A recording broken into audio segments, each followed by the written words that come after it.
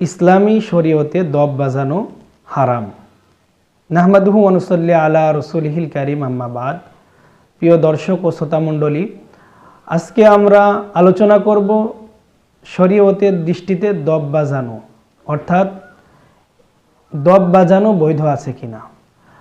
বর্তমান সময়ে লক্ষ্য করা যাচ্ছে বিভিন্ন ব্যক্তিরা দাবি করছে দব বাজানো এটা বৈধ আছে, এমনকি অনেকেই তো দাবি করছে দব বাজানো সুন্নাত।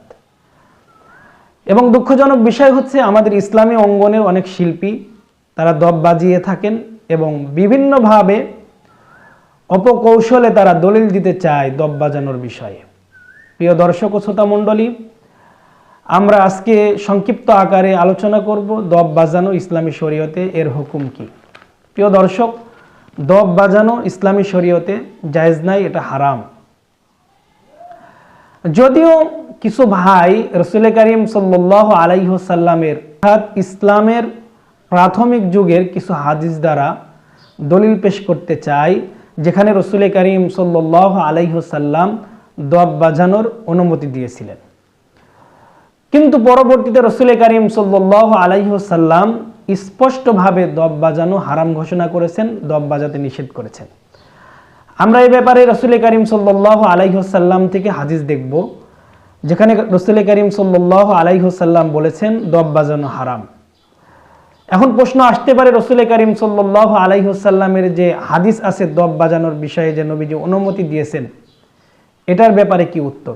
ইসলামের শুরুর যুগে দব বাজানো অনুমতি দেওয়া হয়েছিল, কিন্তু পরবর্তীতে দব বাজানোর বিষয়ে নিষেধ করা হয়েছে। যেমনইভাবে ইসলামের শুরুর যুগে মদ পান করা জায়েজ ছিল, কিন্তু পরবর্তীতে মদ যেমন হারাম হয়ে গেছে, পক্ষান্তরে দব বাজানোও ইসলামের শুরুতে জায়েজ ছিল, পরবর্তীতে এটা রাসূল করিম সাল্লাল্লাহু আলাইহি ওয়াসাল্লাম নিষিদ্ধ ঘোষণা করেছেন। প্রিয় দর্শক, এক্ষেত্রে আমরা হাদিস দেখতে পাই আস-সুনানুল কুবরা লিল বাইহাকির 21,000 নং হাদিস, যেখানে হযরত ইবনে আব্বাস থেকে বর্ণিত আছে। আমরা হাদিসটি দেখব।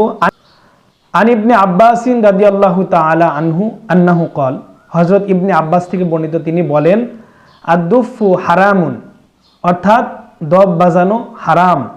অল কুবাতু হারামুন, অর্থাৎ মদের পাত্র হারাম।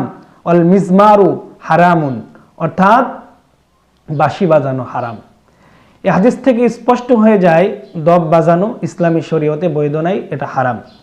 আমরা আরেকটি হাদিস কল নাহা আন দরবি দব্বি, অর্থাৎ তিনি বলেন দব বাজানো হারাম। হাদিসটি বর্ণিত আছে বিশ্ববিখ্যাত কিতাব কানজুল উম্মালের 16 নম্বর খণ্ডের 219 নম্বর পৃষ্ঠায়। প্রিয় দর্শক ও শ্রোতামণ্ডলী, এই হাদিস থেকে আমরা স্পষ্ট বুঝতে পেলাম যে ইসলামী শরীয়তে দব বাজানো জায়েজ নাই, বৈধ নাই, এটা হারাম।